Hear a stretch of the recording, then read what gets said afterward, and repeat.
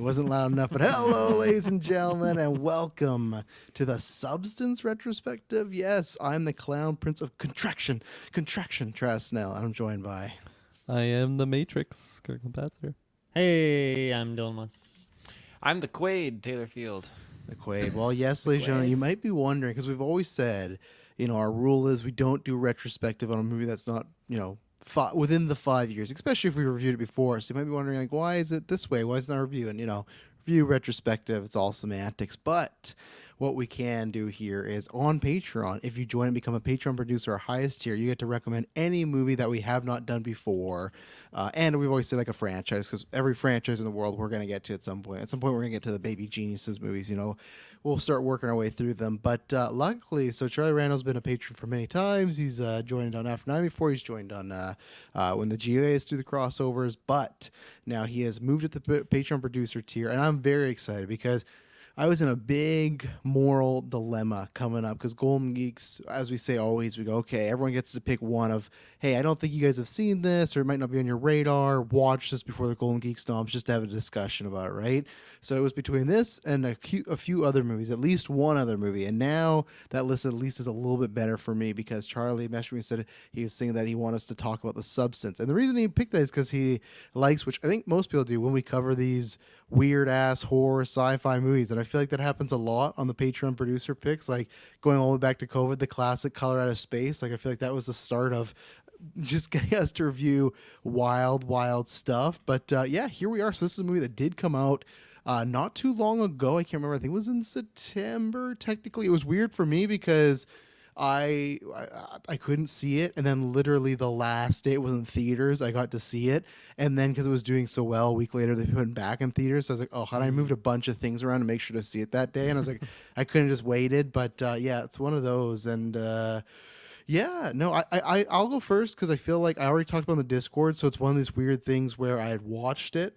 And then a week later, Charlie became a producer, said, like, oh, this is what I'm thinking. And I was completely down just because I thought we could have a good conversation here. I'm like, oh, yeah, it doesn't matter if I just watched it. So I rewatched it again today. And, yeah, if you guys haven't heard me talk about it, and I think I even talked about this on GeekVerse News last week. So that's where I'll keep my overalls. And because it is a newer movie, we'll do a usually it's just open forum. We'll do our openings acts, stick into mostly non-spoilers. And if you want to check it out, because it just hit streaming on Halloween. So if you still hear the non-spoilers and go, okay, this has tipped me over the edge, we're not going to get into the nitty-gritty of it. But yeah, this is my second, like in the ranking of the movies, it's my second movie of the year right now. I kind of say it this way. As of right now, we'll see what happens. There's a lot of great movies that come out left, but Dune, I think, is the best movie, but this is my favorite movie of the year. I absolutely love this movie. Performances just all over, from Quaid to Quali to more. Too bad she didn't have a Q name, but I digress. She does great. And I think it does. I'm not sure if you guys had seen this, but I thought this was, Dylan did. You saw Love's Live Bleeding. So you would understand like that movie. Yeah, a lot of similarities between the two, yes, for sure. It has a juxtaposition of you got good-looking people looking real good, and then just filtered around gross stuff. And like the best thing, I'll just say it's a non-spoilers way, and I'll describe the scene. But they have this shot, and it's gonna sound like very forward, but they just have this shot of Margot Qualley sitting down, and it's just on her ass. It's you're looking up at her ass, and they frame it like it's the fucking aliens coming down to like announce what's going on. And then something happens in that same scene, and it's completely gross, disgusting things. And that's where it's like, oh, we're showing this very attractive woman or a very attractive body part. But then look, 2 seconds later, some of the most gnarliest shit you'll ever see. And that's what I love about this movie is they frame everything in such a beautiful way. Even the gross stuff, it's blocked so well. But man, between the visuals and the biggest thing for me is like the sound in this movie, from like zippers zipping up to people munching on food to people cooking food to people just like moving things around. It's such a loud movie in a good way. And I feel like it's like if you were to, this is I think better than those, but I feel like it's like a top tier Black Mirror episode where it's some weird society world. There's some rules where you get enough of it, but you don't get the full Monty there. And I think for me, it's perfect. They leave the right amount of, questionable stuff. It's in a very heightened reality type of world, but at the same point, it has a lot of allusions to our world, and whether it's the male gaze, whether it's just like body dysmorphia, whether it's ageism, and just in general of trying to figure out where you fit in life at a certain point. I think this movie plays probably much better for people that are even older. But I think even the older you get, some of these things that these characters are going through, not exactly some of these things, but as someone like I've talked about this cast before, like I was a 220-pound, no muscle 220-pound back in high school, and like I'm better now, but I still suffer from that type of stuff of like just never feeling good enough or looking good enough, and I know how it messes with you. And I love how they just use this big sci-fi horror gaze to do all this. The soundtrack and the score is phenomenal visually. Like I can't say enough good things about this, and that I already said at the beginning, but more in quality together. It's just like such a 1-2 punch. They're so fun, and I think it's for me my favorite quality role. For more, I'd have to go back in the '90s bag because she had a lot of hitters back then, but it's just a phenomenal movie, and I'm excited to talk about it. But I think it just does such a good job of tackling many themes, but kind of finding a way to work them all into one. And all I'll just say is the prosthetics team does a very great job in this movie. And it's minor CG.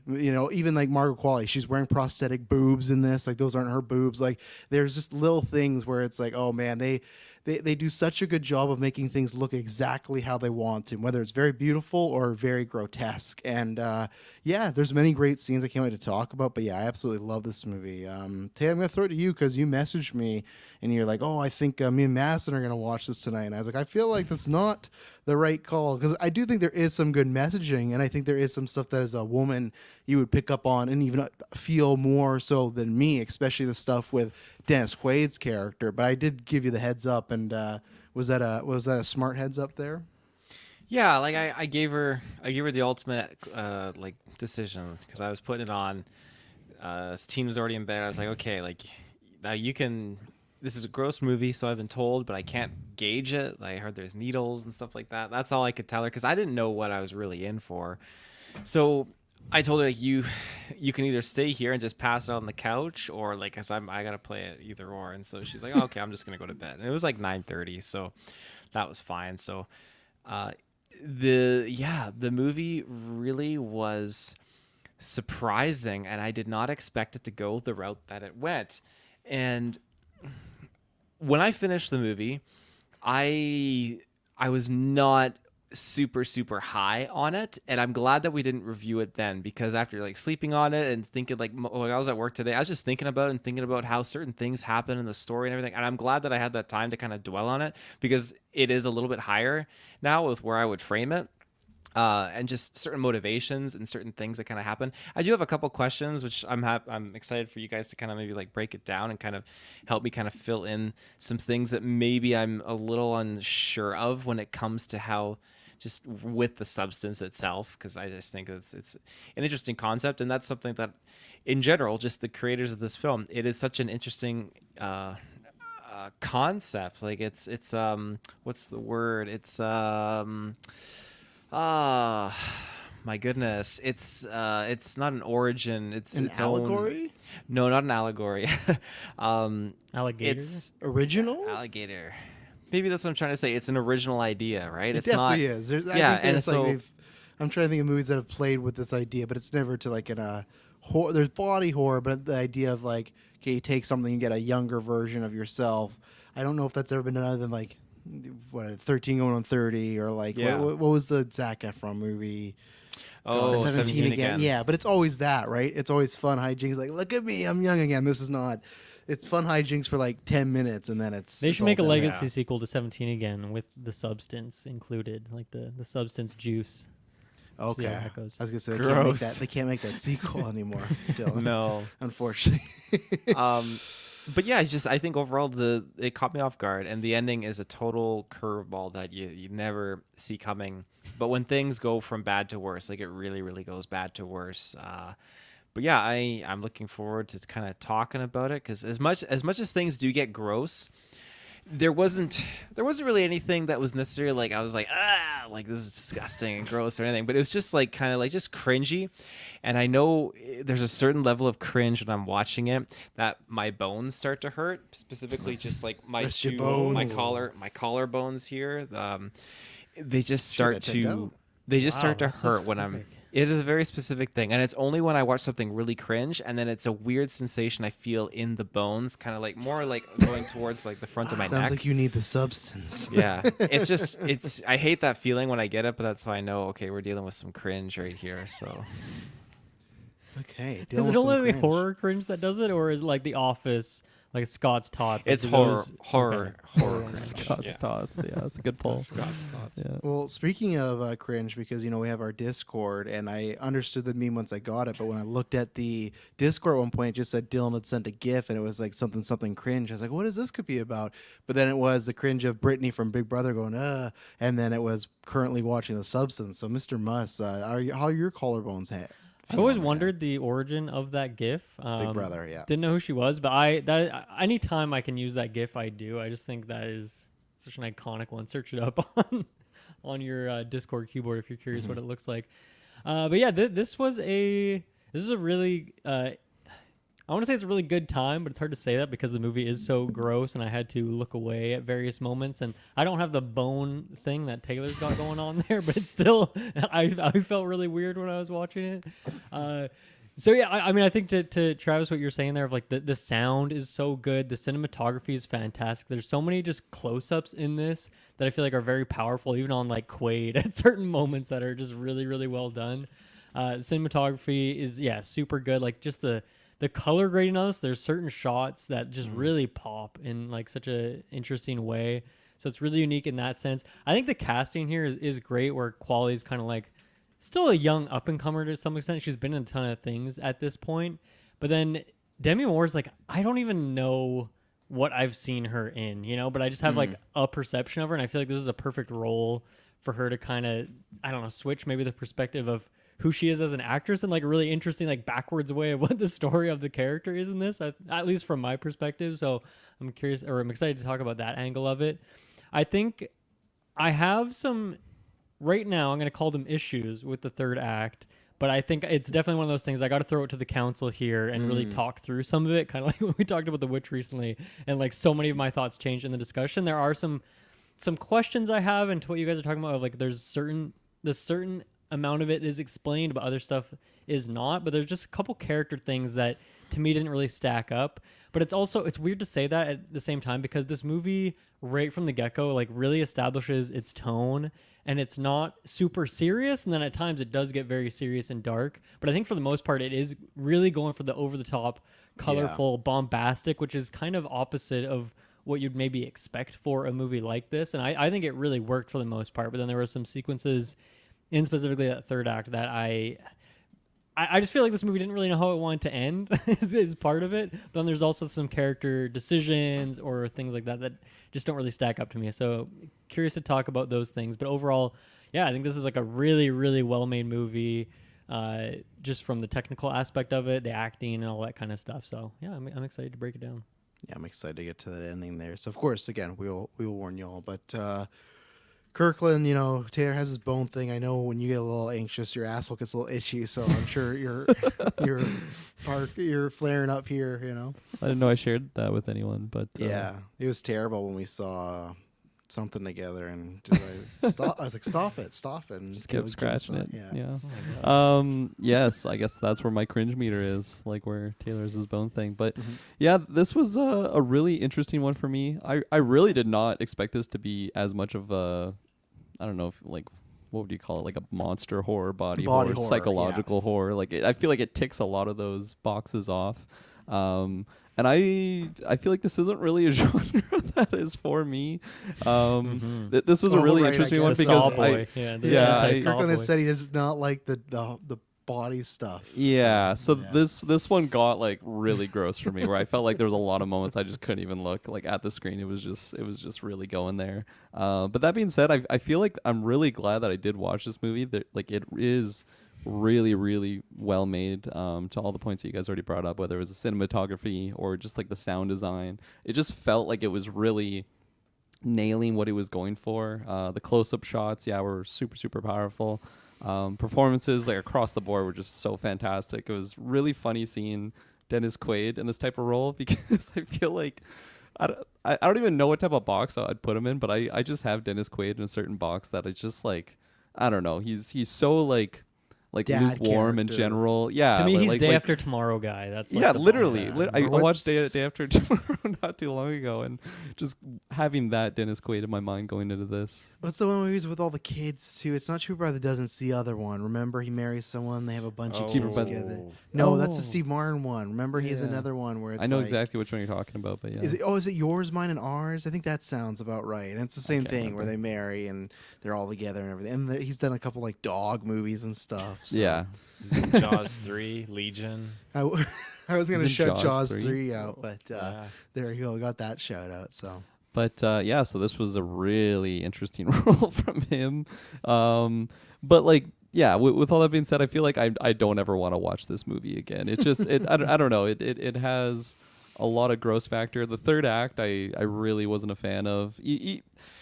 I don't know, because like it goes places almost like Malignant level of just like wild that I can't believe what I'm watching, and I'm just really really enjoying it for the craziness of it. But like again, like there was just so many moments I feel like I had to look away. It was just so gross. what I was Definitely gonna say, reminded do me you of know Color they- Out of Space as well, which never want to yeah. watch that movie again. Even Yeah. though it is so original and like it's a fun one to kind of bring up in conversation with other people that have seen it.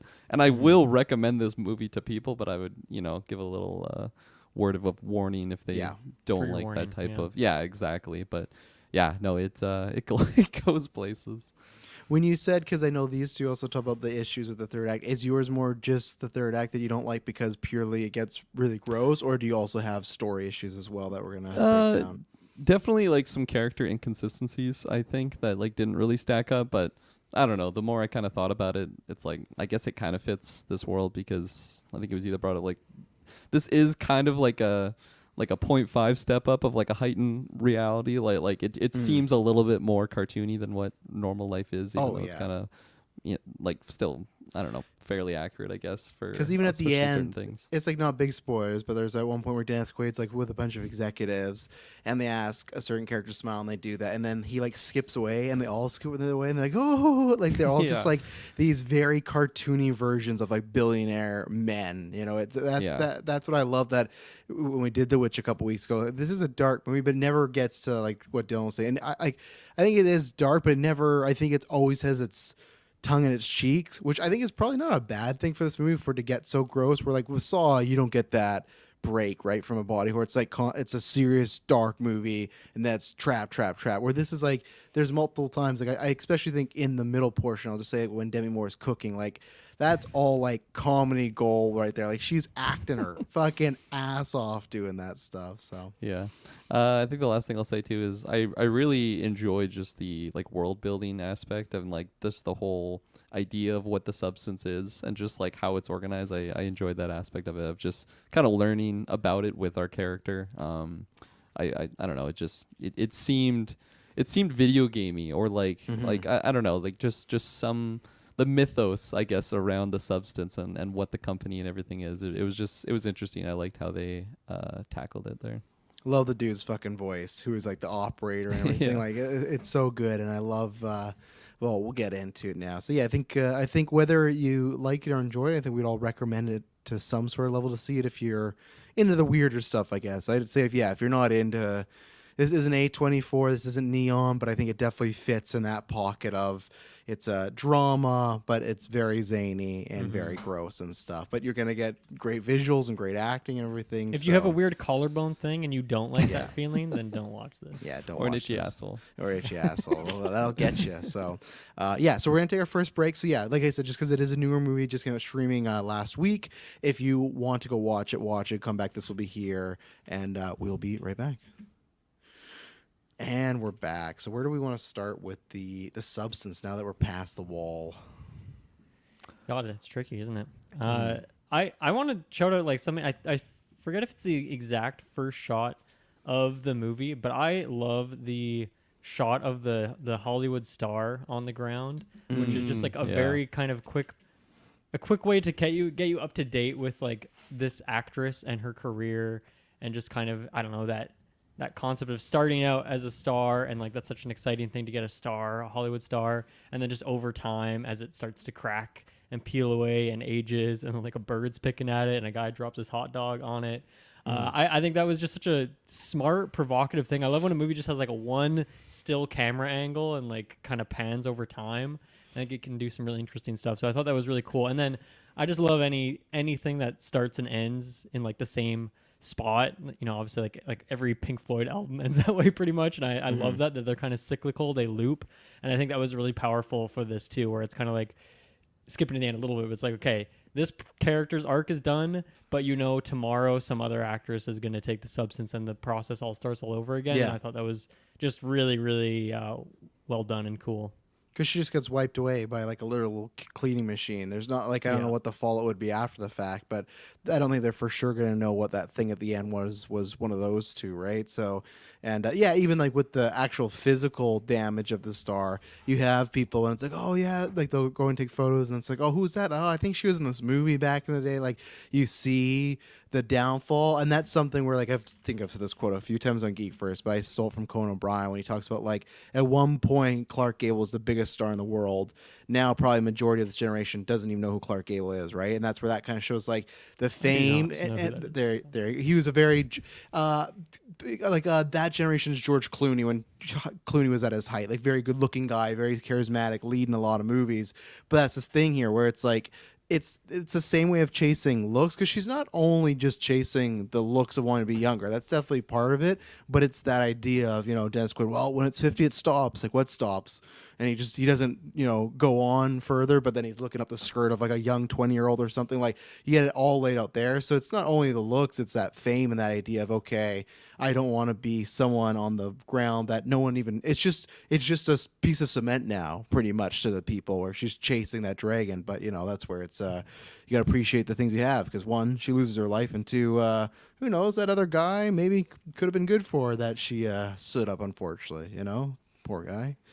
So Poor guy. poor guy. I know a star likes to make an entrance, and he's just sitting there at Luigi's all night. Like, at least send a text, just say, hey, I'm sick, I can't make it. Don't let the guy sit there all night at Luigi's waiting for you, you know. But I feel like that was the most intense scene of the entire movie for me, honestly. When she was just like kept going back and like looking at Margaret Qualley like on the billboard, and would just keep going back, and it'd be like her just staring at the mirror, getting more and more intense. And it felt like a 10-minute scene too. Like it felt so much longer than I would have expected it to be. And I think it's just because it kept ramping up, and then it just got to that intense point where she was just like paralyzed, and as if it was like a mental attack on just like her whole, like all of her confidence just completely gone.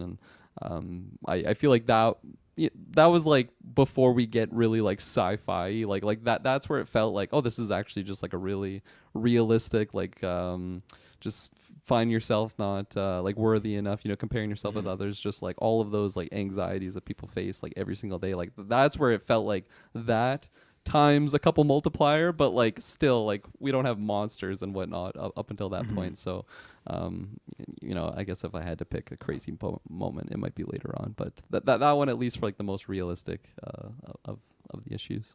And what I like at the beginning is the way they frame that. It feels like in a movie when characters are stuck in a loop or something and they keep being forced back, and she is stuck in a loop, but it's her going back. Like the way they frame it looks like she actually can't like leave the house. Like it keeps kicking her back, but it's not. And you just want her not to look at the billboard, but the billboard's just right there staring. She goes, I'm putting on more makeup. And one of my favorite shots is, I think it's the last time she's about to leave, and it's her reflection in the door handle. And of course, because it's a door handle that's rounded, she looks like grotesque. And she's like, she sees herself and she's like, oh my God. And it's like, well, yeah, but that's just the thing you can do in your own mind, right? The way you can get yourself worked up. But she sees herself in a door handle. She's like, oh, I'm hideous. But it's like, no, like you go look at this mirror and Demi Moore's still like this knockout woman. But that's just because she literally has this thing over there that's like, okay, this is what you could be, you know. And that's why they say like you gotta respect the bounce, you know. And you know, it doesn't get respected, obviously. So No. Yeah. I mean, for a movie that is like from the jump like pretty absurd, and even like, man, for her I feel like it'd be hard to make it believable that a character would take this mysterious juice that some creepy guy at the doctor's office recommended, where you have to go in this weird alleyway with the door is broken, and then you get this juice from a locker, and then you put it in your body, and it's like it looks like the toxic stuff that knocked out Stan Lee in that MCU cameo. But I feel like they do a good job of making it believable in those sequences of Quaid just being an asshole and her and like why she would want to take that. So I think they did a really good job in those first few minutes of really just very quickly kind of getting into the substance of the movie, but also into that plot point as well. Yeah. Yeah. No, Quaid, that's where I guess I transition to him. He's pretty fantastic in this movie. Kirk will appreciate this because I had heard this before at the festivals that people had compared him to playing the role like a Vince McMahon type, like in real life. And man, is he like Vince coded in like the worst ways in this movie. But yeah, I think the beginning's good where they set it up. That's one of the most obvious scenes, but that shrimp scene is just disgusting. So Not funny. only the way he eating it, just like the mess that he's left there. It's so, Like but 100 it's shrimps. Dude, Yeah. he like crushed a whole 100 shrimps, I swear. but he doesn't care. He's like that obnoxious the whole time. It's like, what's the next thing? What can I be doing? He's two-faced to everybody. He's like trying to hint that she's gonna go out of there, and like he never really like. They let the way they let her go is she just like walks in one day and they just have her box ready to go and he has like a book for her to read. But he does a great like he's I think the even though it's a weird movie about taking a drug and you get your younger self here, but I think he's the most heightened thing in this movie, and it's a great performance. Even that shot of him just peeing, it's this weird like it's like from the urinal, the top of the urinal's perspective. It's such an interesting angle. And again, I think they're just doing stuff to make you feel gross, which I think all of Dennis Quaid's character isms do that, you know? Yeah. One thing I love about his performance in this, and it's something I wonder if it was in the script or if it was just a directorial thing on the set or if he chose to do, but he does a lot of like weird little grunts and stuff. Like he'll like, like just like he'll just kind of rev up a little bit. And I feel like it kind of is a bit of a simile to like the sounds like the monster version of the character is making at the end. And I don't know if that was very intentional, but of course a monster making weird little grunting noises. He's making grunting noise. Obviously not that he's taken the substance. I'm not saying that, but just that he is clearly a monster of a person. You never know. You in never a very know. different way. Yeah, possibly, I guess. It could be a couple of layers deep in that. But I really like that little touch. I think he handed up like just the right amount. And it's funny when he came back in like the third act, I'd kind of forgot about him because I feel like he goes away for like an hour, hour and a half or something like that. But yeah, I was like happy to have him back. He's just a character you love to hate. I think he did a really good job of portraying that. Taylor, you're named after the Quaid, so Yeah, he is just he's quite a character. He's just so egotistical and just you feel gross whenever he's walking into the scene. And yeah, just how you said it, that pee scene when he walks into there and he's just shitting all over Jennifer and just shitting all over the show and all that jazz. Not She's literal in there shit, listening. just, Not literal, yeah. and her name's Elizabeth too, just so you know. I thought, where did I get Jennifer from? I don't know because her real name's not Jennifer either, so I was very confused. But it's Elizabeth and Sparkle, Sue. right? Doesn't he Sue- say? I thought he said Jennifer in the I bathroom. swear he says Jennifer. Yeah. Maybe I he's could've sworn. speaking to Jennifer. Like it could be that sort of anyway. But He it changes is Maybe the he Elizabeth just names. doesn't even know her name. Like he forgets her Well, name. that would It fit was because he such a changes huge the thing. name of his assistant, right? Because Yeah. no, we're gonna That's call you fair. Cindy True. now. So maybe Yeah. he's just really That's bad fair. with it. Too many syllables. Yeah. I'm right there with you though, Taylor. I was like tripping out because I'm like, he doesn't call her that ever again. Like I was just confused, but yeah. Right. Yeah, he's such a fucking crazy character. And yeah, from the French cooking book that they get her and all that jazz, to just him being just totally infatuated with Sue and all that jazz. And yeah, he's just, every time he comes on screen, I was laughing because he's so gross and he doesn't give a shit about anyone else. And yeah, when you guys mentioned she can't smile in the hallway, but he's got the shareholders and he's like, oh, pretty girls should always smile. And then he like turns because the sideshow ladies are like hustling by and he's all like, ooh, ooh, ooh, ooh, and all the shareholders are all like giggling. So, man, this is fucking disgusting and cringy, but there's a lot of men that are really like that out there. and it's Collarbone just absolutely throbbing fucked. over there as Collarbone. we Oh yeah, referenced. they were throbbing all right. But yeah, like he's Yeah, and there's like I don't know. I think it's like a pretty obvious thing, but they even name the character Harvey. You know, like to me, I think it's like a pretty intact comparison to a lot of those figures in that world. So I didn't catch the name, but that's a. I didn't catch the name. Yeah. So, but yeah, and I guess we should be clear if people haven't, if they're just listening to this, that Demi Moore, she gets in a car accident. We've bounced around it because we're in the spoilers wall. She gets in a car accident. She's getting checked up. She had a bad day because we talked about this scene with Dennis Quaid. Pretty much just hinting like, "Hey, you're getting old. You're gonna get the boot soon." He didn't. He's just hinting at it. He's not. He doesn't have the guts to say that because she asks him what's he mean, and then he sees, he's, oh, Roger, and he like runs away and he's doing his thing. She goes in a car accident. Doctor checks her. She's all good. Says, "Oh, it's your birthday and you're Sparkle. I love this movie." And she's having a breakdown because she's 50 now, so she's worried about her career. And then when that doctor leaves, there's another doctor that comes in and starts doing another checkup. She's like, "Oh, I thought you already did it." She's like, "Oh, I got one more thing." And then, says, "Oh, you're a good candidate." And then it gives, I can't remember if he gives her something or if he mails it to her. I can't remember that connection there. He leaves it in her pocket, in her jacket pocket. Thank you. And she Yeah. finds And it then, later. yeah, she finds it, listens to it, originally throws it out, but then she is motivated that, okay, I'm going to take this thing. And then what happens, which I think is just like such a cool scene, because I had heard about some of the stuff, but I didn't know exactly how it was happening. And even with the poster being, it's Demi Moore in the bathroom and like her back's all stitched up, to just have this thing where she takes a substance, nothing really happens for a little bit, and she's like, okay, this is dumb. I've kind of been like scammed or something, right? She just fucking flatlines, falls to the ground, big hit, and to have this thing like birthed from her back and you just see her spine. And one of my other favorite shots is when everything's going on and you have like her eye and Quality's eye in the same eyeball, like trying to boot and share each other. And I don't know. That's what I was always intrigued when we talked about the trailers and the newscast. She's like, okay, this idea of you have to switch and you have to share the body, because in the trailers I don't think they explain you have to switch every 7 days. So it's like you have a feeding tube you give the Matrix, and they sit there and they drink it, and then you're every day going to go in and take a shot of that and put in your body, and that's supposed to cycle it, and you're supposed to stick to the 7 days. But I just remember in the trailers they didn't revealing that. So it's like, okay, how's this all going to work? And when that happens, man, what a scene when it comes out and Quality's there and you still had her body, because I don't even know if they showed that of them being in the same room together. So I love the actual birthing scene of the substance. It's such a good one. It was very Malignant like. Very much I so, thought it, yeah. At first I thought they were gonna just like reverse in and out of each other, like be the same body, and then it just like switches into Quali, and then once the week's thought that off, too it'll from just the like trailers, fold yeah. back into Demi, Yeah. especially with like the eye like going backwards. But yeah, that was that was mind blowing to just see her crawl right out and then have to like sew her back up right afterwards.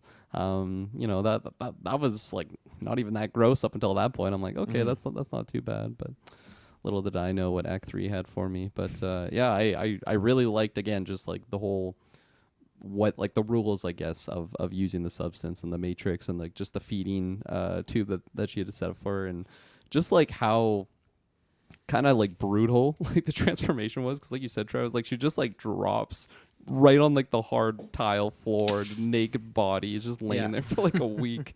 I imagine she's got some bruises, and I don't know, I imagine I would have set up like a bed or something make it a little bit comfortable, because I imagine when you wake up you feel terrible. It's like you just napped for 4 hours and you're dehydrated and hungry. Goes through the effort of like echolocating a hole in the wall, smashes a hole, builds this whole room, builds like a hidden door, which like must not have been easy for someone who presumably has no like construction background. And then doesn't even put like a mattress on the ground. Like no respect. You would think like even for yourself, like before you would take it, you would lay yourself down on a mattress, but no, they're happy to just sit on the nasty ground the whole time. And I mean, that's an interesting thing to mention, because it kind of shows the immediate divide between them, right? Like how they don't have a respect for each other. And I think again, they have the whole like, you are the same, like you are one is what they say, right? You're not two separate people. And that's where I was trying to kind of figure out how the consciousness works between the two, because obviously you have the interesting dream sequences where like Moore is eating chicken, all that kind of stuff, and so then Sue is just starting to have like weird dreams of chicken popping out of her ass and pulling out of her belly button, which is fucking disgusting. But then you also have real life moments when Sue slept with the biker, and then Moore's character Elizabeth, she's standing there and sees the biker, obviously recognizes him and knows who it is, but just so it's weird how they share each other's memories, but it's not necessarily like totally in sync. Well, that's what I love, because what I love about this the most is, maybe not the most, but like one of the top things is they say that, right? The substance guy says you are one, like both of you, right? You, whatever whatever you do to one side does the other. But there's a point where Demi Moore says, "Oh, she's doing this." Elizabeth says that, and he goes, "No, you share the same consciousness, like you're doing this." And that's why I love that either it's just bullshit, right? It's just like what they're saying, and it is two separate minds, or it is in the sense that it is like whether this would have been like what, because we don't know what Elizabeth was when she was younger, right? She could have been cutthroat like this, because at times Sue is cutthroat because she wants to get to that top level, right? So for me, I like the way I read it is they are sharing a consciousness. It's just that there's that jealousy still from like Elizabeth's side that, hey, you are, young, beautiful, you're getting all this fame, and it doesn't even matter if I'm living vicariously through you, it's not me. And Sue's jealousy is, no matter what, I always have to come back to this body. Like I have to, like I can't be on my own. So I like the way that they, I guess the substance literally does say you are one, so you could take it as they are the same conscience. But I think in the movie they do a good job to show you that, okay, it could just be two separate beings, but I do think there is a way that they share it. And there's times where it's like Demi Moore will be mad at, Quali for doing something, but it's like, I feel like you would have done that, like you would have wanted to go down that route. And even then, when we have like earlier in the film, I think it's before she takes the substance, she's at the bar and she's looking at all like these young guys talking to girls, and they do this great shot where they pan out and there's people talking on each side, and she's alone and there's no one even looking at her. So that's where it's like this, how come the first night, really, okay, she does some stuff, but the first night she goes to the dance studio as Stu, she goes out right away and then tries to fuck a guy, right? So that's the thing where it's like, to me, it's like there is that sense of whatever they're wanting. Now, the food, I think that's just, I think Elizabeth just gets a little worked up and she's just dealing with some stuff, but I love the consciousness and how much do they share and how much do they not share. And I like that they don't exactly answer it for me. I like that's left open. Yeah, that's interesting, because I think by the time I was done watching it, I was pretty convinced that like they really are just like, they're obviously created from the same DNA, or so it states, and then they split at that moment, and then their memories kind of go their own separate ways. And it's like one of those things where if Elizabeth knew how the rules of this thing were going to be, then she would not have taken it, because it just creates this like other version, but you don't experience any of that stuff. And I didn't really ever see her getting satisfaction from having that other version of getting to experience any of that. And I don't know if maybe I'm just seeing it wrong, as like it's coming across as jealousy, and that's why she's freaking out about certain things. But I kind of forgot about that scene that you mentioned, Taylor, when she bumps into the guy on the bike. Mm-hmm. And I'd have to watch that scene again to see exactly what she says. But to me, it doesn't. She doesn't say anything. She's very startled because he's pissed off at her. Yeah. Like, get the fuck out of my way. Yeah. So I don't know. Like, does she recognize him then, or is he just being so. like kind of chaotic in the front of her building? And that's kind of a concerning thing that anyone would be like, that's kind of weird. Some guy just got really aggressive in front of me. And I guess the thing for me, like, tips it off, like, if she's getting satisfaction out of it, is the very end when she tries to bring her back, right? Because she sees the whole New Year's spread and sees she's going to be a big star. She literally terminated her substance, right? And then it's that idea of, man, I'm letting this go. She's going to have her big moment. Whether it's, I care for this substance thing, but I don't think so. I don't think there's a caring thing. So that's where I think it's more her, because she tries to bring her back after she's like, man, she's going to be this big star and I ruined that. And that, in a sense, is me again being a big star. I got to bring her back, which obviously does not go well for Elizabeth, really poorly. So, yeah, it's a really interesting thing, the we element of it and the connection between them. It doesn't,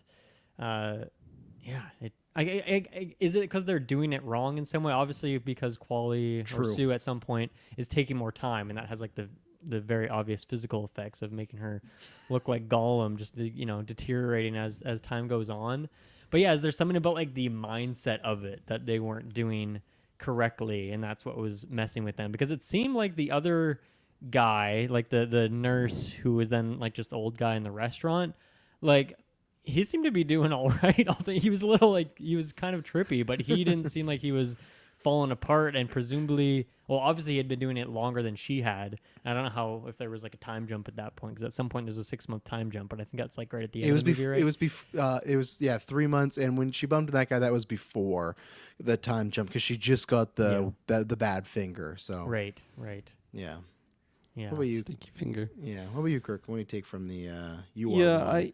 I feel like the way that it was set up initially really makes it feel like Demi Moore's character is completely like cognizant, like when she's in Sue's body. At least that's how I was kind of reading it. So for me, it felt kind of inconsistent how like not quite right at the end, but like there's just moments when it seems like she just doesn't know what's going on, and maybe it's just because the project isn't going the way that it should be. Because the reason why I thought that they were so cognizant of what's going on is because like when she first switches and she's just like checking herself out in the mirror, that really feels like Demi Moore inside that body. Like, look at this youth that I have right now. And then she does that like quite a few times. And then I also feel like when she's dealing with Quaid's character, like it just seems, I don't know, like when whether she's Elizabeth like speaking to Quaid after being Sue speaking to Quaid, it seemed like she like remembered like the conversation. At least that's what I kind of got from the body language. So it felt inconsistent and like kind of how the rules were. And I would have wished, if that was the case, just a little bit more clarity. Like, no, because she's got the stinky finger now.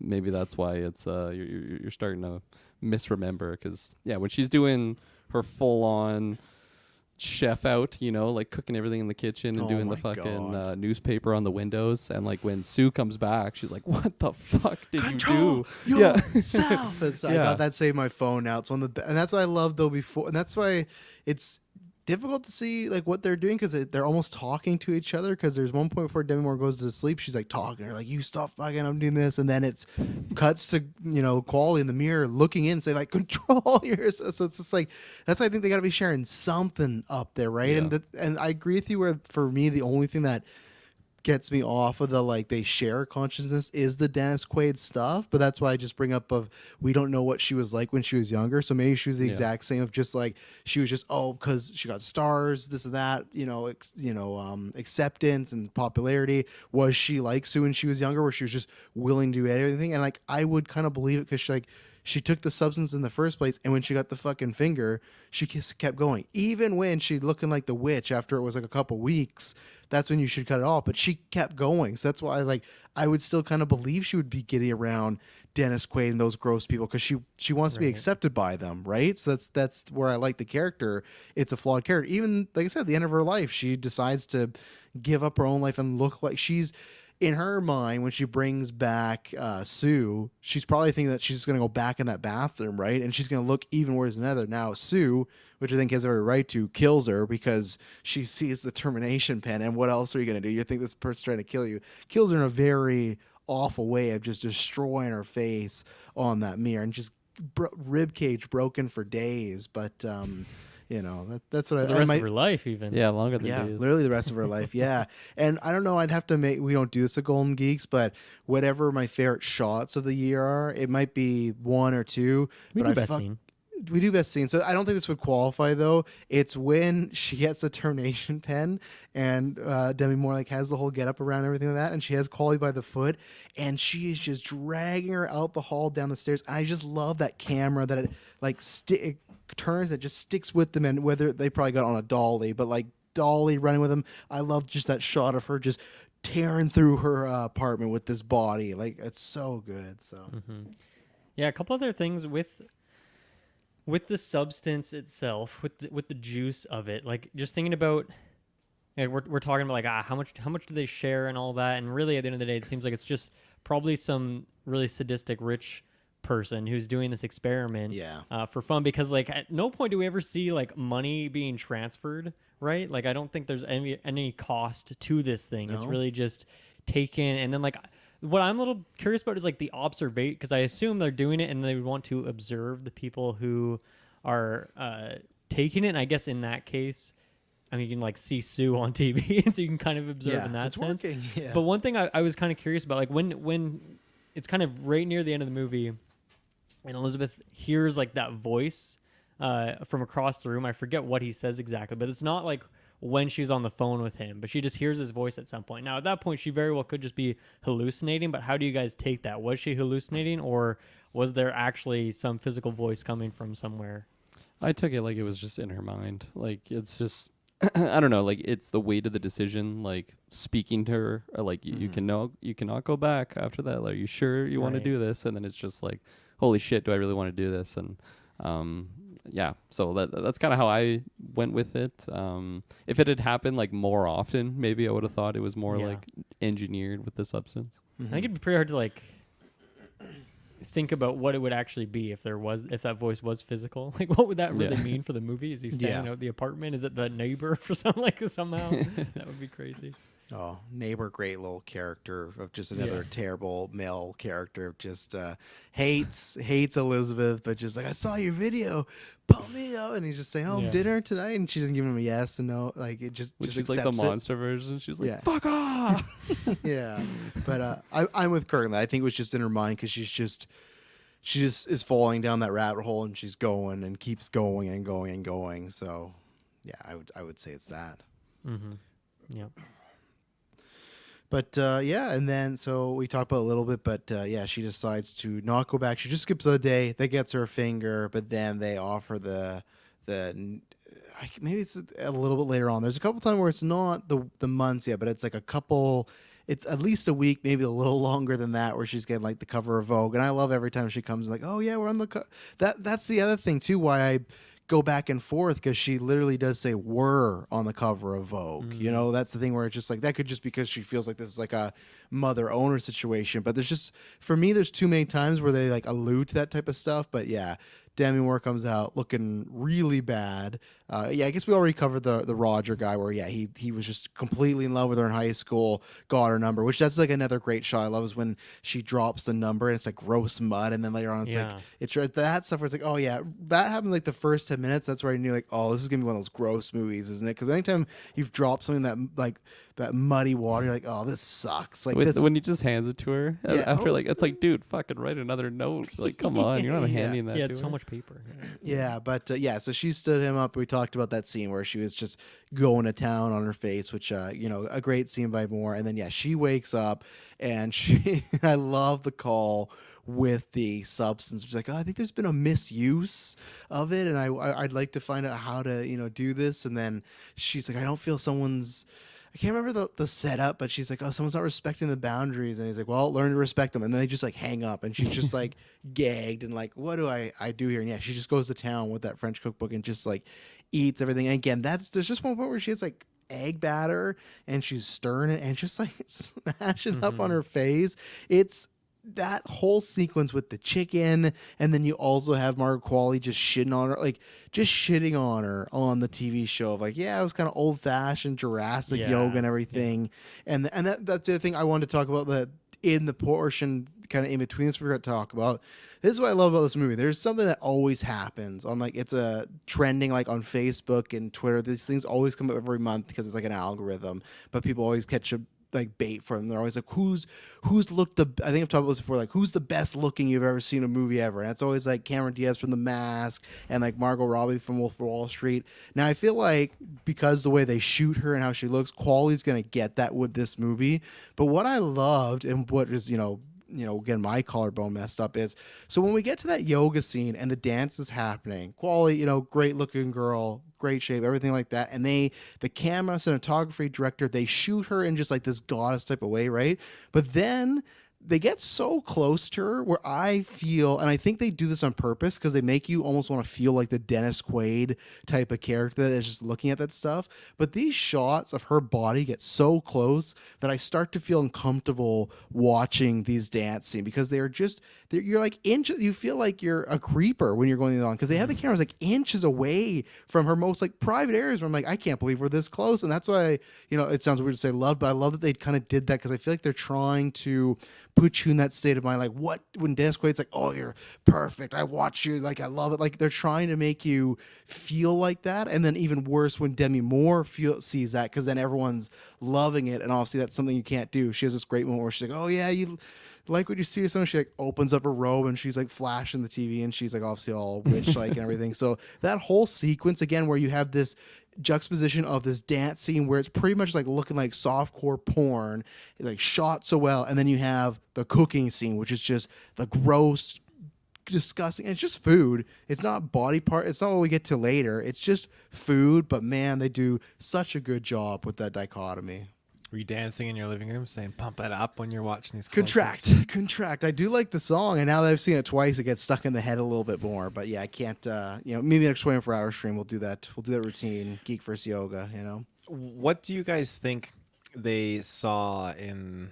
I mean, I guess actually it was just a dream sequence. It's just a dream. Yeah, that's right. It wasn't actually anything. Great tension building scene though, when it like she gets a bubble popped in her butt, and then everyone's when it's like, oh, we got to stop. There's something wrong with cameras. Which camera? Camera 2, and just like that, all the lights go on this one monitor, and it's of her ass. You're like, oh no, and then they're like, so they slow it down. Like, wait, that's not slow enough. Go frame by frame, and she's just like it's just like that uncut gems. Where like, oh my fucking god, she's like, someone give me my robe, please get me a robe. I need to get out of here. And then the chicken, but yeah, obviously it was a dream sequence, but I loved the pacing of that the ass bubble scene. It's so good. I liked it too because it showed that like up until that point that character's just like perfect, right? Like completely flawless, and then right away like something that she thinks people are gonna judge her on or like see an imperfection. It's like, oh my god, like giving my robe, like all of a sudden she is really insecure in her own body, and just it did not take, well, I was gonna say it doesn't take much. I guess that is something pretty big, having a full chicken wing in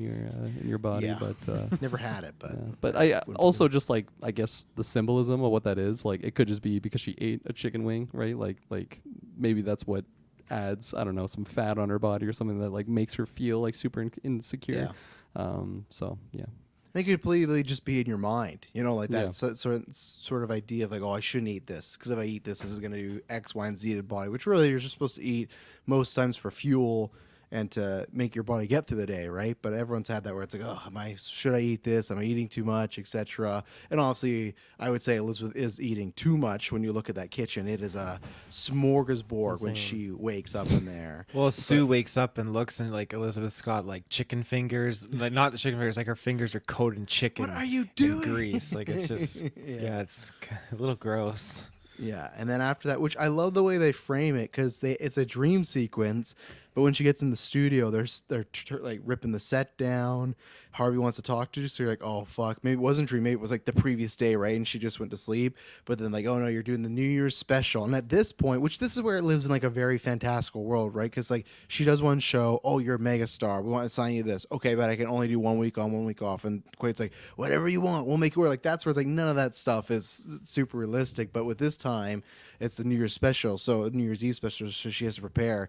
So I'm not gonna say it was as bad as like the Endgame 5 years later drop, but man, when she goes in there with the needle and just fades to black, and you get 3 months later, it's like, man, what is Demi Moore gonna be looking like later on? And just like that, Hansi had mentioned this because she hates needles, so just that montage of needle pus, and man. when they have that her thing like was getting nasty. when they have her back hole, and it's like grotesque, and like she literally having to use like all her muscles again there. And I love when they just pan over and you just see fucking vials and jars of this shit, and it's like, oh my god.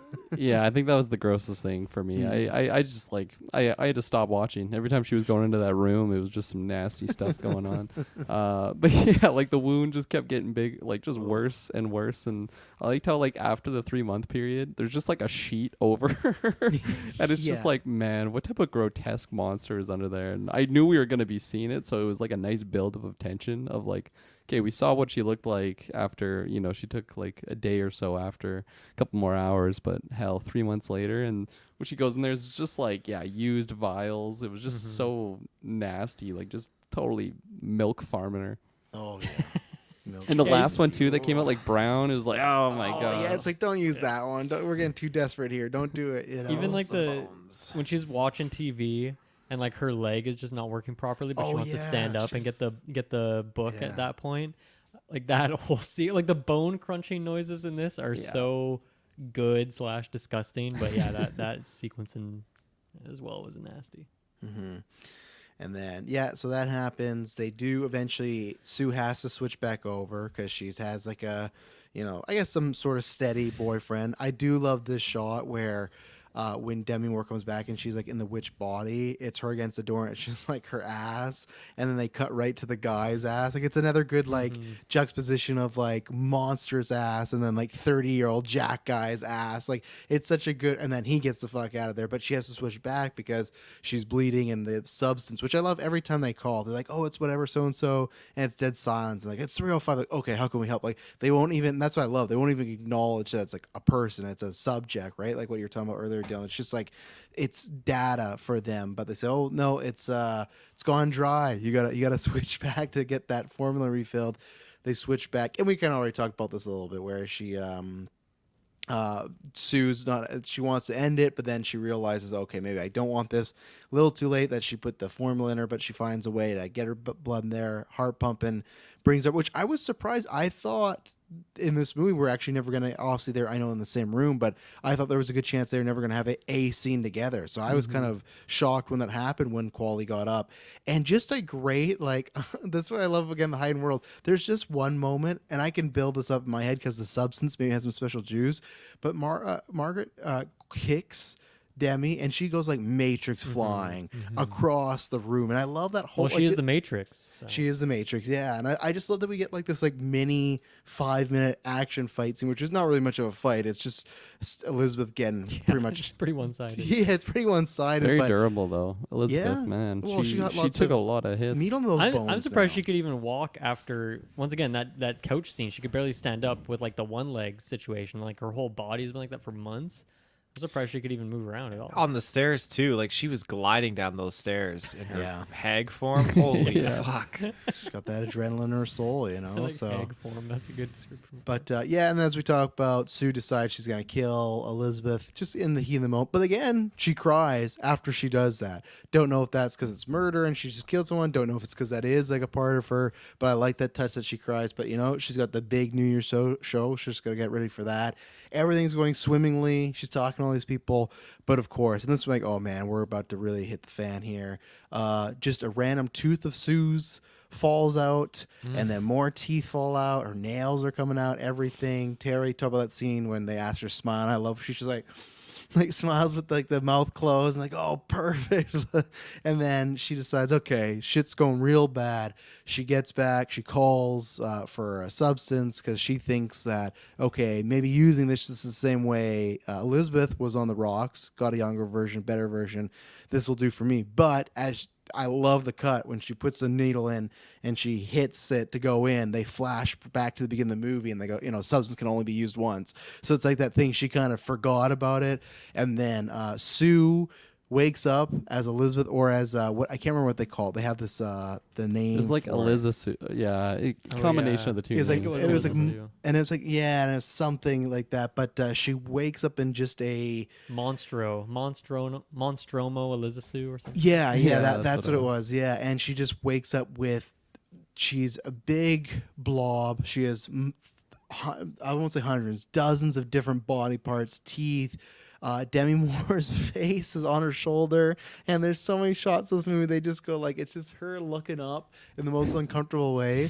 I love when at the end of the movie when she's on the stage and they're like, "Is that so and so?" And Demi Moore's like, "It's me!" But like no one can see her because she's on the back. But yeah, she's just this grotesque monster, and I'm excited to talk about this. But for me, I was just. There's so many times where, like, Kirkland, you made a good comparison with Malignant. I just feel like we talk about movies where it's like, oh, wouldn't that be so cool if they did it or they went that far, but they never do. They're like, well, we still gotta we can't do that. We can't have her on the stage like bleeding on everybody. Like that's gonna be too much. For me, what I love about this third act, I mean, we'll talk about there'll be some things brought down, but I just love that they just fucking go for it. Like, yeah, we're gonna make her a monster, and she's gonna go to this New Year's show. You're gonna get these naked dancers covered in blood. Like again, there's a shot of just like a close up of a woman's very nice derriere, and then just like blood hits it. Like they're always doing these juxtapositions and putting the like Elizabeth mask on. I love everything. I just love that they just went for it, and they for me over delivered on what this thing was going to look like. And Margot Qualley is in that suit the whole time, so shout out to her because that's Oh, nice. yeah, that's fantastic. But yeah, and I think in the trivia I have the hours. But yeah, well, let's talk about the third act. Yeah, well, I'll bring up some of my issues. So one, first of all, was, and this one we might have debunked a little bit, was just because the way I was reading the movie was that they weren't really sharing the same consciousness, and we've talked about how they kind of are, and you guys gave some good examples of that. But for me, I was like, okay, if Quali knows how little they actually share of a mind, like why would she want this for herself? Why would she want to go into this form where she's not going to be able to experience what like this good side is? And so obviously, as we've talked about, like maybe there is a little bit more there, but I think that's on the interpretive side. I guess maybe that is more evidence that they do share more than it really seemed like, or else like why would she do that? Because she just sees like how shitty it is for the host, the Matrix. Yeah. Like you really get the short end of the stick there. There's really like very little benefit unless you have like, I don't know. But even then, it's like you're having like the Get Out experience where you're just like a mind inside of someone's head, like watching from like a little screen. It's not really the same. So it seemed like kind of a weird choice. There was also like, this movie is very over the top, but I was just kind of weirded out by some of the logistics of the sequence where she's like at the studio and then she like runs home, which seemingly takes like 2 minutes. And then she does all this stuff and then she goes back to the studio. But then like also this New Year's thing is also at the same studio where she works, which is also like 2 minutes from her house. Like the whole logistics of it was just really off to me, which it seems kind of nitpicky, but it was just kind of odd. Another thing is, in no world do I feel like there should be any juice left in that vial. Maybe the only, and now if I'm trying to headcanon like what would be the reason, maybe because the people doing this like want to see what some monster could be like down the road, but it doesn't really seem like that is the case from the company. So it just seems weird that there would be like extra juice in the vial. Like this, the whole thing seems so precise and perfect down to like you have to transform on the minute or else your fingers are going to start to rot off. So the fact that the vial would have like a little extra sauce in it at the bottom seems kind of unrealistic for me. And I don't know what I think. The other thing too is like once the final Monstromo transformation happens, I think all that is great. That is like perfect and disgusting and like a great way to end it. But then I kind of feel like after we leave that bathroom, everything after that didn't really add to the story or like the metaphors that we were doing with this movie. It was just like kind of grotesque, but also like wasn't really that interesting for me. So I think that's where it kind of lost me a little bit. Like I felt like after the bathroom, it kind of felt like, how do we end this movie? And they kind of came up with something, but I kind of wish it went another direction. I don't know what that would have been. Like I think if she had just dropped dead in the bathroom at that point, that would have been unsatisfactory. But I think I wanted it to go somewhere else. I didn't really love that stuff, with the exception of the final little spider version of her landing on the star. Like that's a really nice ending there, but the stuff up to that point wasn't really working for me as well. Yeah, I think I think I'm pretty close to you here, Dylan, on the third act. I respected the decision to just really go off the walls, balls, all whatever the hell they're doing. There was to balls. me, There was balls everywhere. to me, it just felt like, I don't know, this movie's pretty long already, and I felt like it was really dragging on, especially at the end, like when she does put on the mask and like goes and dresses everyone. I'm like, I didn't need to see this. And like you mentioned, like I did really like the star scene. I didn't like it so much returning to it and just having this blob thing crawl on on the star. It's another thing of like the dimension, like the scale of everything. It's like, oh, also that star is within like a 2 minute location of Yeah. everything else that happens in this movie. Hey, she'd been crawling for a long time. We just cut there, and at least the studio you could believe because like that billboard's right there every day. If she was working there every day, she could just had a hotel, like not a hotel, but an apartment by the lot, Could right? have lived in there for all we know. She could have lived in there, yeah. But yeah, I just felt like it really was getting dragged on a little bit, and because I also wasn't just loving what I was seeing. It made it seem that much longer. And I don't know, like I also agree with you saying that like once we got to that point, it didn't really seem like we had a lot of like powerful messaging, for like just confidence with yourself. It was just like, no, we're just gonna end the movie a very sci-fi crazy way. And I don't know, I liked some aspects of it, like when she's kicking Demi Moore like across the room, and it just feels like when Gabriel comes out like in Malignant, and it's just you get that high octane music. Like it felt like that level of a scene, but again, like it felt like I still had like 35 minutes more to go in the movie after that, and I just wasn't a super big fan of it. But I don't really know what I would change either, because I think it's a problem I can't really provide a solution to. It's just maybe not my genre of film, like I said earlier. That'd be you, Taylor. You haven't spoken about the ending here. Yeah, the ending, like I said before, totally a left turn curveball. I was not expecting the like monstro beast creature. That was a combination of the two. I really just didn't know. The only thing I was kind of anticipating at this point was that, okay, Sue is going to get up on stage and it's not going to go good. She's going to start falling apart out there. Or I thought that she was going to get terminated and Moore's character was going to be the one to go out there looking like the old hag. So that's what I had thought. But I did not anticipate Sue taking some more of this juice and producing a weird creature thing. And it's I kind of, this is gonna sound mean, but I kind of want to get a gif of it just use as like my face when, because there's a quick pan. It's like the corner of the mirror reflection when you see the monstro like look at the mirror. It's like it's just the facial expression really just cracks me up. But yeah, just absolutely grotesque with like shedding like boobs out of like these protrusions and like just dragging shit like it's so fucking gross. And it's just it's gross. The dress still fit though. The dress still fit. I was Boob again, hanging out and all. I was Yes, very true. confused when she walks through the door and everyone's cheering for her. I'm like, man, what the fuck's wrong with these people? But that was just another dream sequence. The paper mask attached to her face was cracked me up. But yeah, just the one red flag though, like she scans the key card on the door and the guard's like, oh, we're looking ever for you, you better get out there. And then he leaves. It's like, man, what a terrible security guard. Jesus. But it would be interesting to know more about what the backstory is with this company. Has this happened frequently? Was that guy that initially got her on the substance, was he some kind of a recruiter who had that, like he had the USB stick, so obviously he finds people because he said like he's feeling her spine, he knows what he's looking for. So is he a recruiter? What's going on there?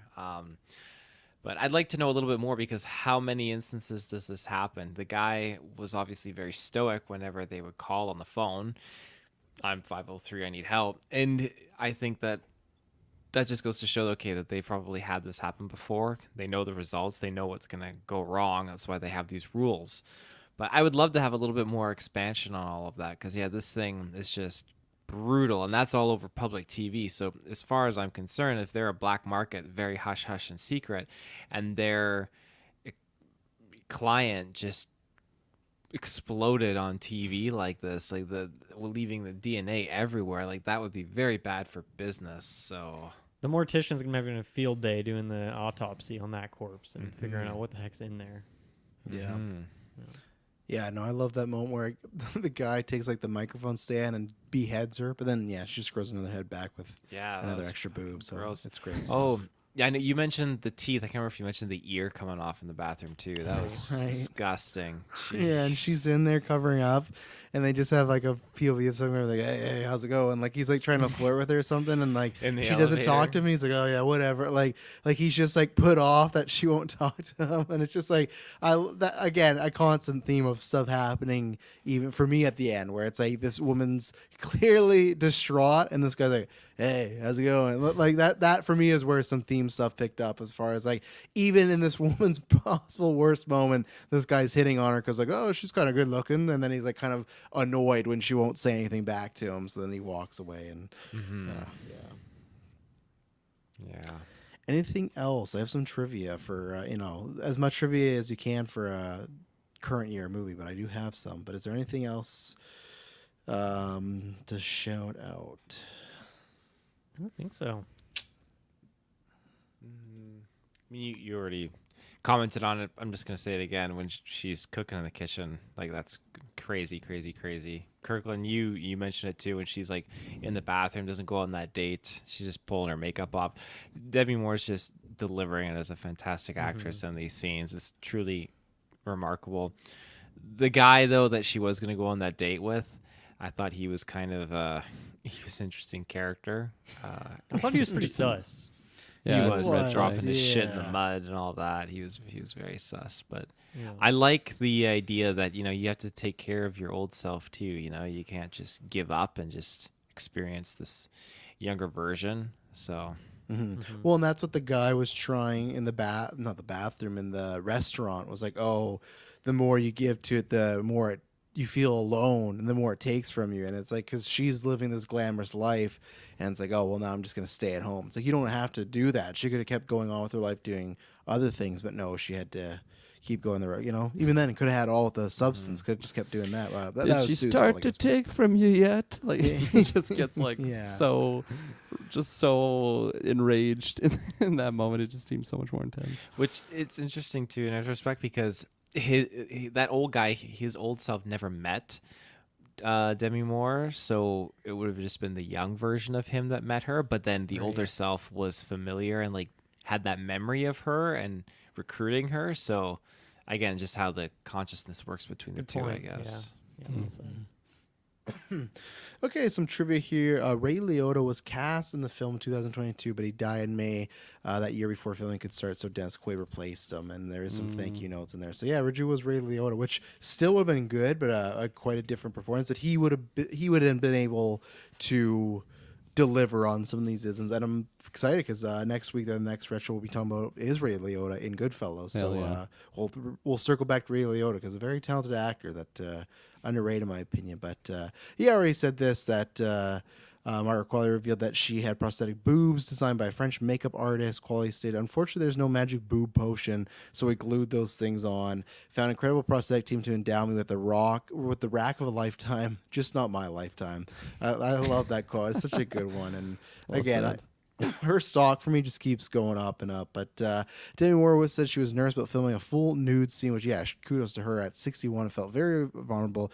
She credited Margot, whichever we go, I'll just say Qualley, who was 29 at the time of filming, portrayed a younger version of her. Yeah, we all know that.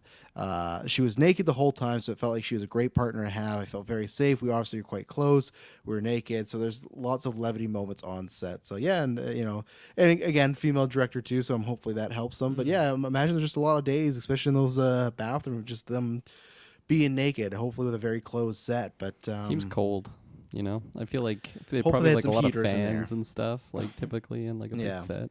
But Yeah, even at one point she's like, her face is just rubbing against the floor, and I'm like, I hope they gave that a good clean. Like this isn't an actual bathroom, but I hope they gave it a good clean. But that's a good point. It was funny when I was watching that scene. I was like, for a moment, I was taken out of it and like, man, that must be awkward to be an actor in that situation. But I'm sure they kind of bonded pretty quickly, and then like it's why I almost wanted more of them.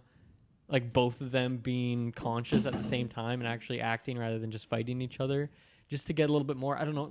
I think that's kind of a different movie or a different take on the concept, but just because I wanted to see them kind of play off each other a bit more, but didn't get that opportunity, obviously.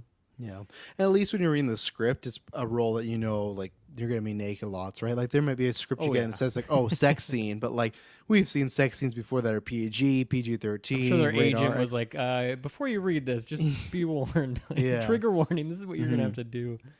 In several interviews, Demi Moore said that in reading the script, the movie reminded her of the script of Ghost because the chance that it could be amazing or a disaster was the same. That was crucial for her to accept the role. So, which I like hearing that she read that and said, "Oh, this could be," which I definitely could see you reading the script being like, "This could be a fucking like Razzie, like this could," and again, like it's being talked about for the Globes and Oscars and stuff.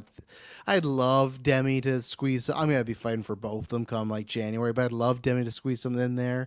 I know in Globes it's going comedy, which it works, but I could see reading that script and being like, "Oh yeah, I don't know about this. This could be a real disaster." But must be so challenging too, because like they have no idea what the visuals are gonna look like, or Exactly, the sound right? design, and just like all of the factors that really make this a special movie. Like I guess you've been doing it a long time. You're able Yeah. to identify some of those things out of the script. But plus, you imagine you got to go back and watch the director's work too, of like, because she's somebody that this is like her biggest film. I think she had done one other film before, but then like a lot of shorts, and I think she's in her mid 40s, but she's just been plugging away doing stuff like shorts. all that type of stuff, schooling and everything. One but episode of The Sandman, that show that. yeah, which is Keeps getting great. brought up for some reason. You gotta watch it, Kirk. You gotta give it another chance, Kirkland. You gave up on it. It's especially that Boring. death episode. Boring. No, that death episode, man. You gotta get there. Jump in there one day after Demi- Daredevil.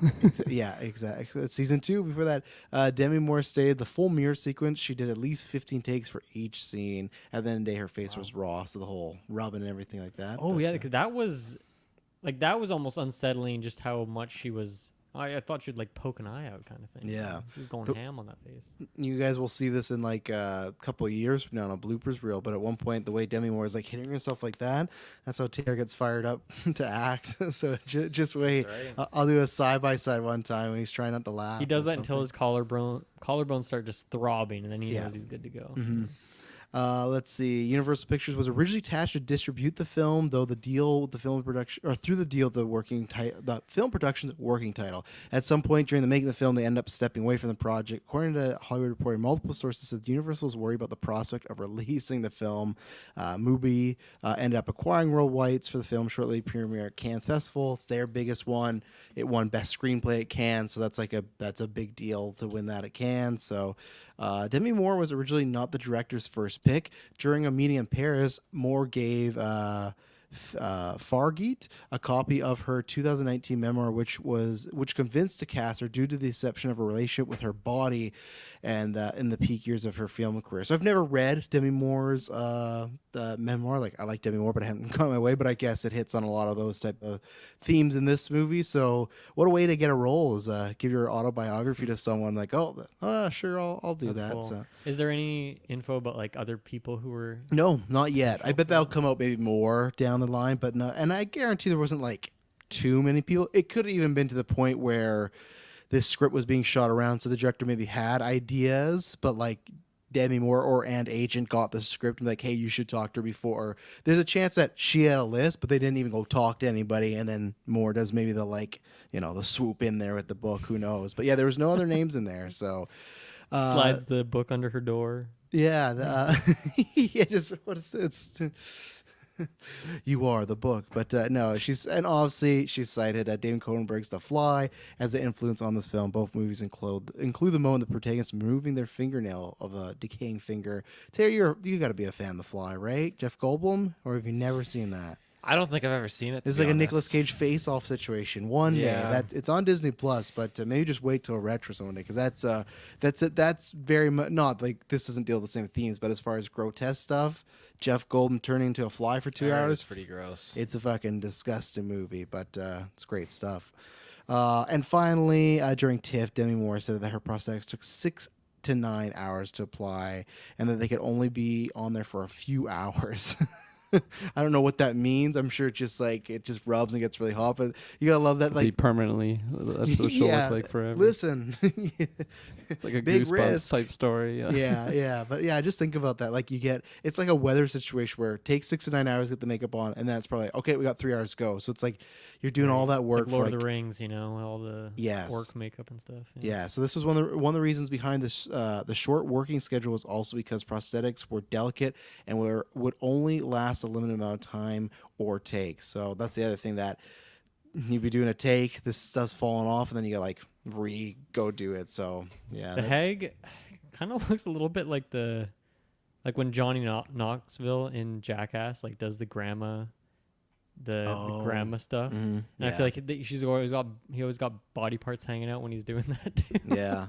I think for me, she kind of reminded me of the cave trolls. I don't know if the cave trolls, but from The Hobbit, the ones that get turned into stone, because they're very Okay. saggy and stuff like that. Saggy. And then she kind of has the face of Gollum. Like at that part in Yes, between, it's very Gollum-like. But She wakes up after the 3 months and looks in the mirror, and it's just like skin, saggy boobs, Oh, yeah. just like her horror that she sees herself. and just a in. screech, Yeah. just a screech. And I think Boyfriend's like, who is that? who's in the yeah, Get the fuck out of here! and I Yeah, do. he leaves immediately. He's like, I don't care what happened No to my girlfriend. I'm questions. out. No, gotta get out of there. But yeah, my last point in the notes I forgot was just I love it, that whatever that sound that I played at the beginning with the subs, just that like that loud, just punkish sort of feel is it's a good time. Love the sound editing in this movie. But Taylor Field, final thoughts on rating? Yes, I am going to say that. Well, I don't believe I will be revisiting this movie anytime soon.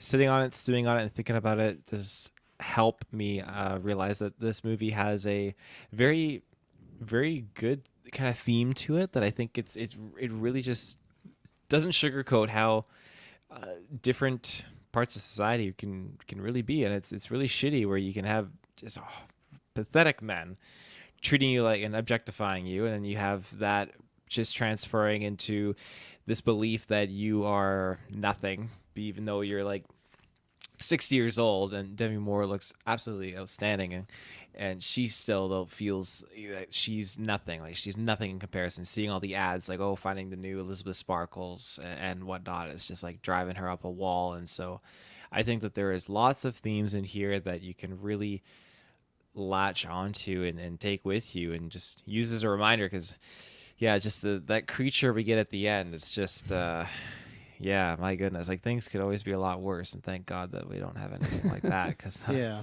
And it's even allegory. Like we've talked about this, we're not going to name it, but there's certain celebrities. It's just like they go and they get that work done, and the next time you see them, you just go, man, he just should have kept aging, because it's like they got the cat face, or their face doesn't move, or there's something going on. It's just like, and I've said to Emily, not that she's like playing, but I'm like, please, like, don't do any of that type of stuff, because I see some of those people. It's just like you look at them versus people that's age naturally. It's like sometimes that chasing the dragon of youth can put you down. This to me is like the, obviously the extreme allegory. Like you turn to a big monster, but people, it's like, you don't need to be looking like a plastic doll on your way out the door. Like we're all going to get old. It's okay. You're supposed to earn those wrinkles and earn the gray marks, which, I think the movie does a good job of that as well. No, that's absolutely right.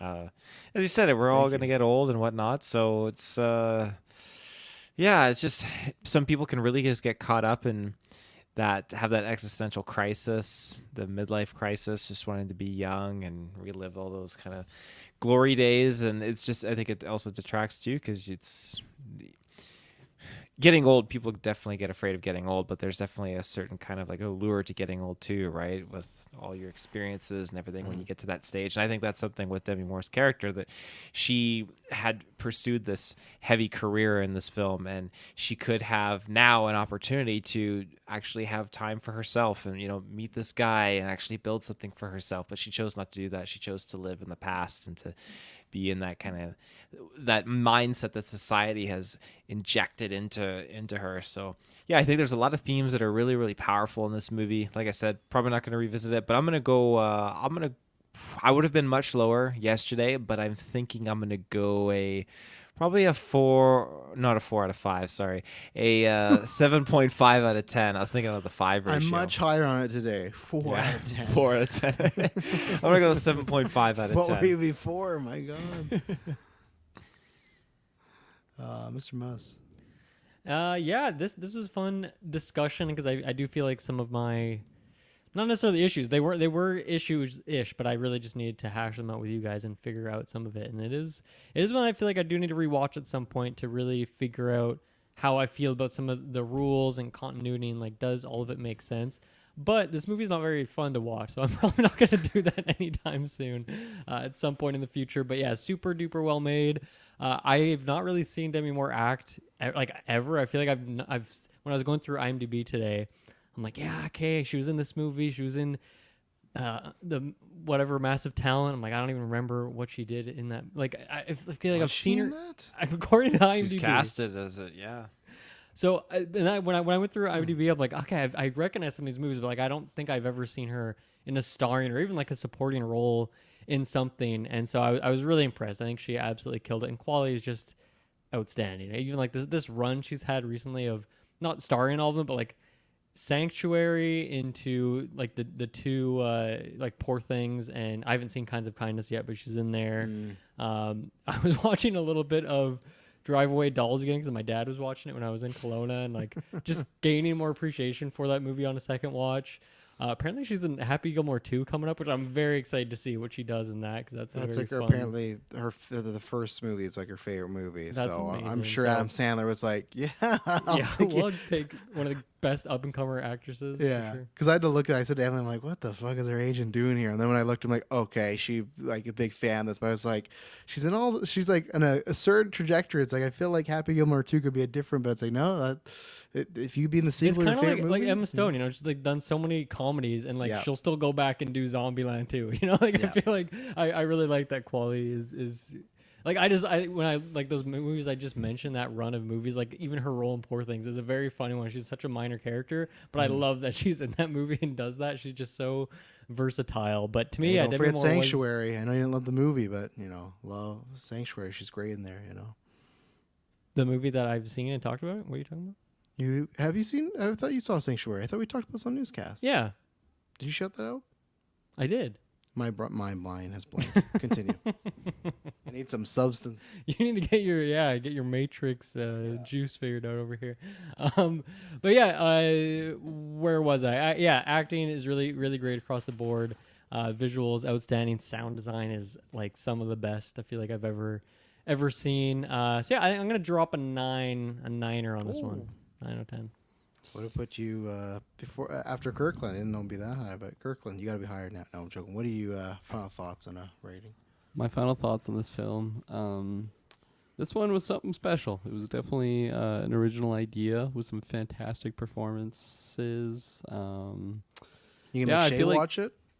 No, definitely not. It's funny because I was like toying with the idea, and then this like just today, I'm like, man, you would have not liked that movie I watched last night. I was just like, it was one of those that I felt like I had to talk to someone about it, and I was just describing things. She's like, I don't want to know. I don't want to know.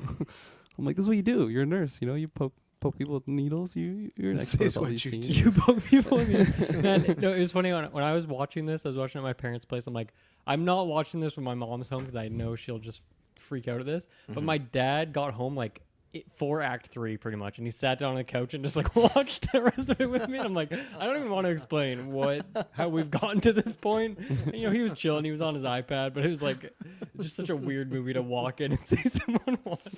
Especially that act. Like if There it is. anything. Yes. There she is, Alois Monsa.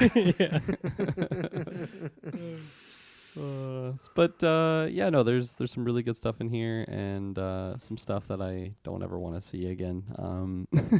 I think I'll make the bargain. I'll give this one an 8.5 out of 10 if I never ever see it again, and Oh, wow. I'm happy with that. Nah, you might be itching one time in years from now because you're gonna think about it's obviously it's gross and malignant, but I'll say like there's stuff that for me improved even on a second, and I loved it the first time. but Yeah, watching There- again, I was like, okay, this is flowing pretty well. So it's tough because there's like some beautiful shots that is just Yeah. like eye candy, and then there's like the opposite, which is just like eye acid Rod at the candy. end. That like, but I guess now that I've seen it, I'll like know what to like what parts to skip through. Because like there was many times I Yeah. literally was just not looking like at the screen. I'm like I Even hitting the refuse to mute give this button movie would the help a lot. satisfaction. I think make it more bearable. The had like gross noises, just squishy noises, just not good ear Crunchy. sounds, crunchy noises. Yeah, I love chicken, but like man, they make chicken look so gross in this movie.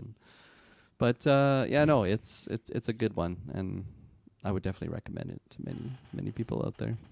oh, I was trying to find the way you were describing. This isn't the exact one, but I was trying to find this. Me when you're describing eye acid, Kirkland.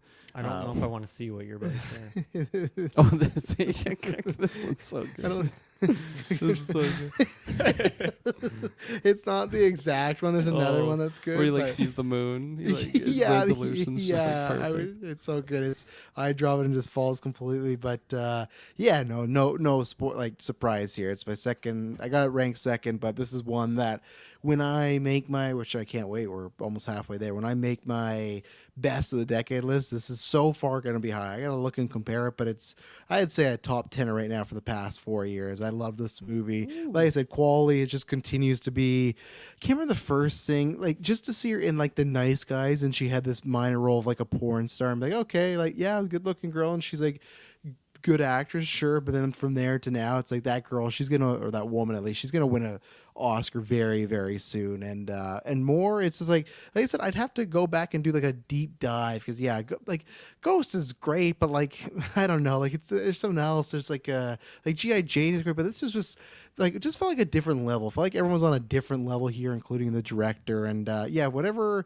I've seen Sam, and I have to see if there's more films, even short films. I've been trying to go back and take a look at, especially like learning some things. But yeah, no, this film for me somehow it's I'm the opposite of Kirkland, so I'm just a fucking weirdo. Where I'm like, oh, this is real. This is a movie that like I'm gonna put on a lot. I could see it's probably because the humor aspect, where like we talked about The Witch a few weeks ago. It's like that. I need some time in between, but because it is so zany and there's so many moments that like I have a good time with, that I think it will be on a heavy rotation. So, but yeah, I won't be watching with many people because Emily's like seen it like a little bit, but like it wasn't her cup of tea either. But yeah, big old 10 for me. Love this movie. Thank you, Charlie, for recommending it because we would have talked about it, I'm sure, at some point. But I'm glad we did. I think this warranted a full review, and I'm happy we're not doing it's not a what is it, a Saltburn situation where if this does come up a lot in February and it's like, oh, why didn't you guys do a full review? It's like, well, there you go, we did it. And yeah, so that's it. If you ever want us to talk about something, let us know. Become a Patreon producer. Again, thank you very much, Charlie Randall. We hope you enjoyed this retrospective review, whatever you want to call it. Hope it lived up to expectations. And yeah, once you've listened to it, because I know you're in the Discord, hit us up in the Discord. Let us know your thoughts and everything, because other people have seen the movie and our crew and everything like that. And I think most of our people are high on it. I'm sure once Clay and I might get around to seeing it, it'll be a different discussion. They're on the different side nowadays. But thank you very much for tuning in. When you hear from us next, it'll not be boring. See ya. Bye.